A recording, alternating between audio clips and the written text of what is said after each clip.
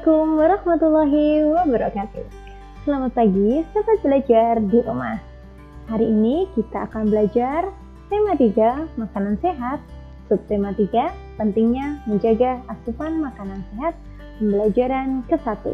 Dengan muatan Bahasa Indonesia KD 3.4 dan 4.4, serta muatan IPA KD 3.3 dan 4.3. Masih bersama Anisya Kusniadi. Anak-anak, sebelum kita memulai pembelajaran untuk hari ini, mari kita awali pertemuan kita hari ini dengan membaca basmalah bersama-sama. Bismillahirrahmanirrahim. Semoga pembelajaran pada hari ini memberikan manfaat bagi kita semua. Sudah siap belajar untuk hari ini? Mari kita awali belajar untuk hari ini. Tahukah kamu?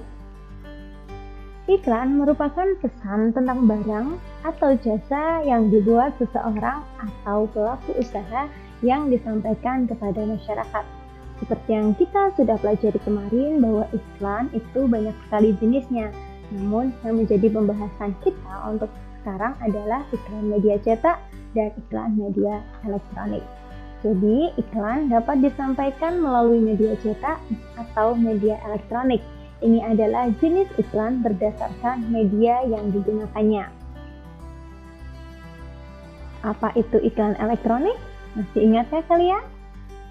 Oke, kita akan mereview lagi bahwa iklan elektronik adalah iklan yang disampaikan melalui media elektronik seperti iklan di televisi, iklan di radio, dan iklan di internet. Apa ciri khas dari iklan elektronik? Untuk ciri dari iklan elektronik ini, yang pertama adalah mengandalkan efek suara, baik itu berupa musik, tuturan, atau bunyi-bunyian. Berikutnya, mengandung unsur suara, gambar, dan gerak. Disampaikan dalam bentuk cerita pendek yang digunakan untuk menyampaikan pesan dari suatu produk atau jasa yang ditawarkan atau berupa informasi yang lainnya. Apa perbedaan dari iklan radio, iklan televisi, dan iklan di internet? Kita simak penjelasan berikut ini. Iklan radio merupakan media elektronik yang menggunakan pendengaran untuk menyapa masyarakat. Jadi, untuk iklan radio hanya bisa menggunakan audio atau suara saja. Kelebihannya adalah biaya produksi yang murah, bisa diterima oleh siapapun dan menjangkau daerah yang luas. Untuk kekurangan dari iklan ini yaitu waktunya yang terbatas dan tidak dapat menampilkan gambar dari iklan. Nah, sehingga ketika kita membuat sebuah iklan radio ini, informasi dari suatu produk yang kita tawarkan harus kita sampaikan dengan lebih detail agar pendengar mampu membayangkan dan menggambarkan dari suatu produk yang sedang kita tawarkan. Perhatikan contoh iklan radio berikut ini.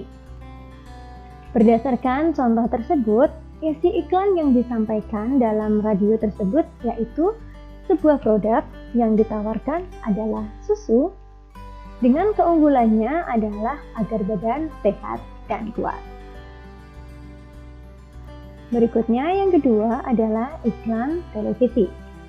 Merupakan iklan yang menarik karena dapat menampilkan visualisasi seperti gambar, suara, dan gerak.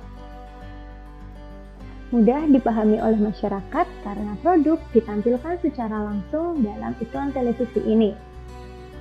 Serta kelebihannya yaitu mampu menjangkau wilayah yang lebih luas.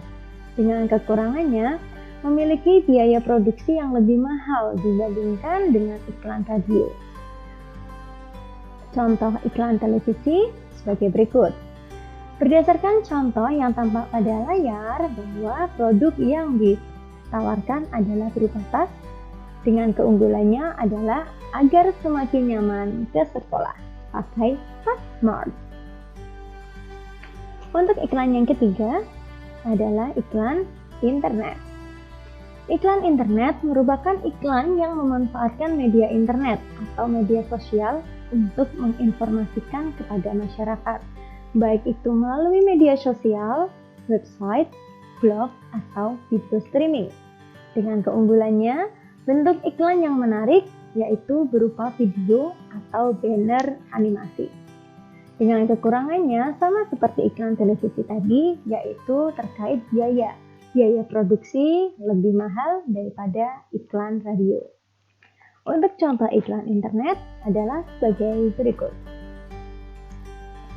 Berdasarkan contoh yang tampak pada layar, ini adalah sebuah iklan internet yang ditampilkan melalui sebuah website dengan produk yang ditawarkan adalah buku yang bernama Erlangga Express.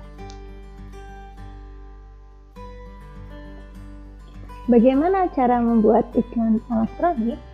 Langkah-langkah yang harus kita persiapkan dalam pembuatan iklan media elektronik yaitu diawali dengan mempersiapkan naskah dan sketsa gambar yang saling berurutan dan saling berhubungan yang disebut dengan storyboard.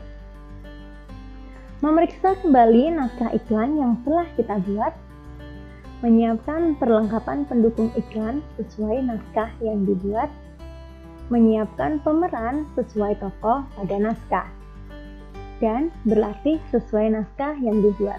Selanjutnya, kita akan melakukan perekaman dari iklan elektronik yang akan kita buat. Perhatikan iklan berikut.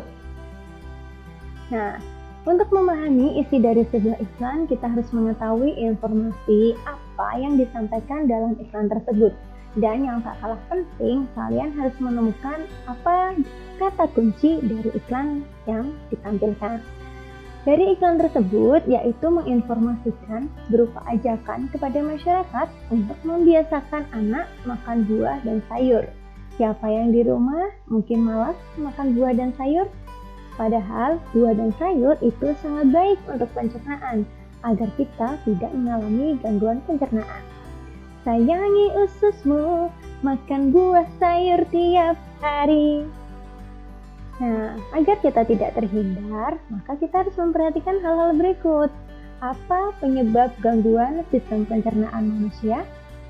Gangguan sistem pencernaan manusia itu antara lain diakibatkan karena kurangnya asupan makanan yang berserat. Makanan berserat kita peroleh dari sayur, buah, serta kacang-kacangan. Apabila kita kurang makan makanan yang berserat, maka usus akan kesulitan dalam menyerap sari-sari makanan.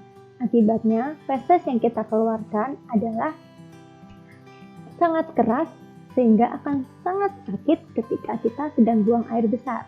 Inilah pentingnya konsumsi makanan berserat tiap hari. Penyebab yang kedua adalah pola makan yang tidak teratur. Pola makan yang tidak teratur dapat menyebabkan penyakit seperti MAS dan juga gastritis. Hal ini diakibatkan karena meningkatnya produksi asam lambung, sehingga perut akan terasa nyeri. Dan yang ketiga adalah makanan dan minuman yang tidak bersih.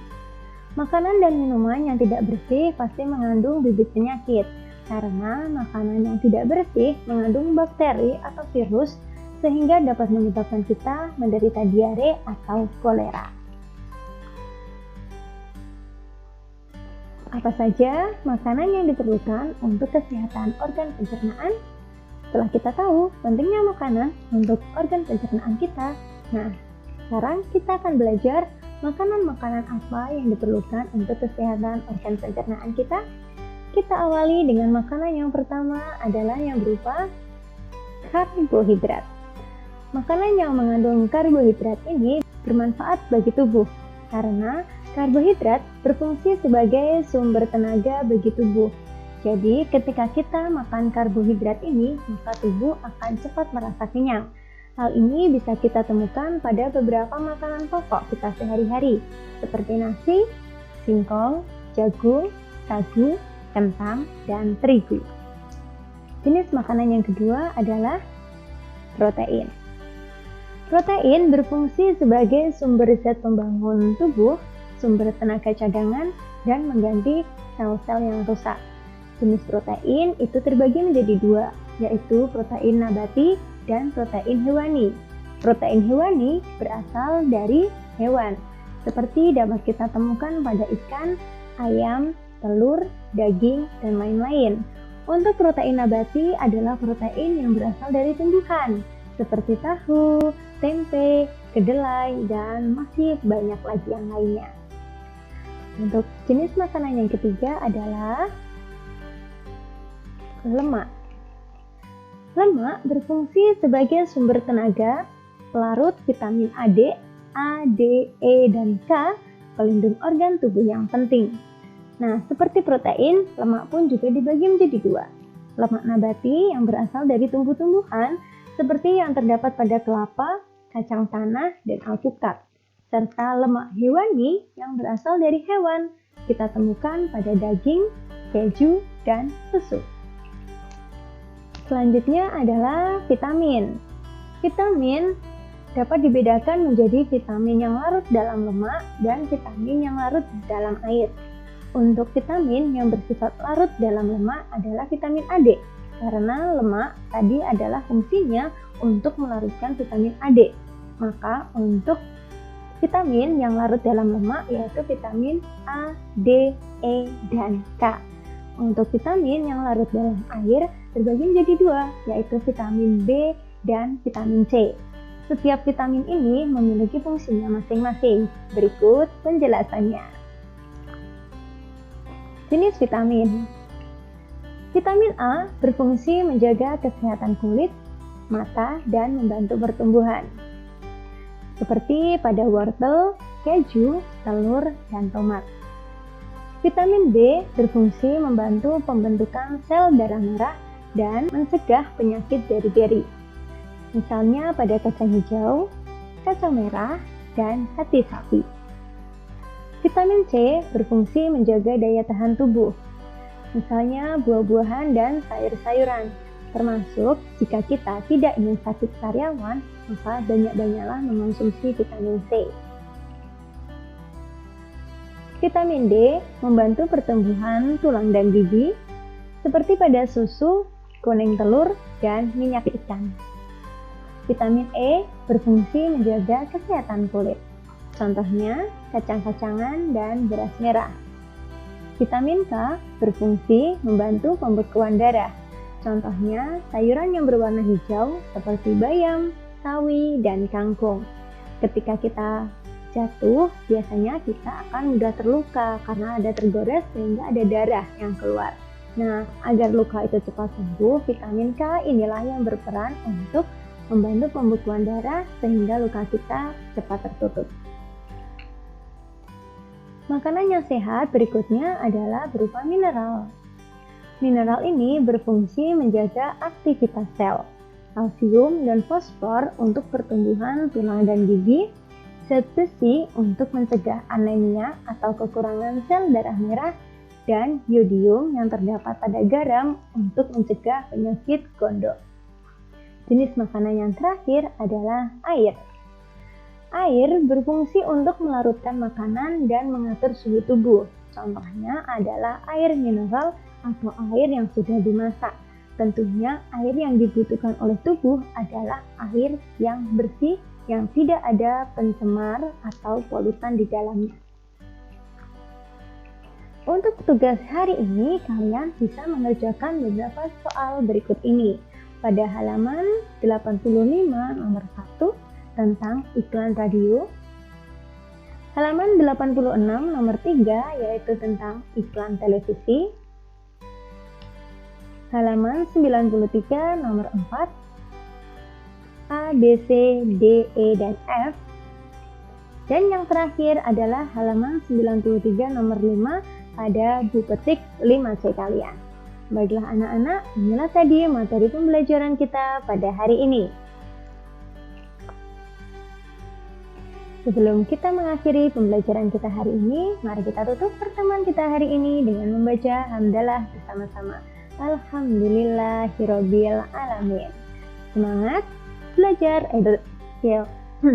salam sehat dan semangat belajar di rumah.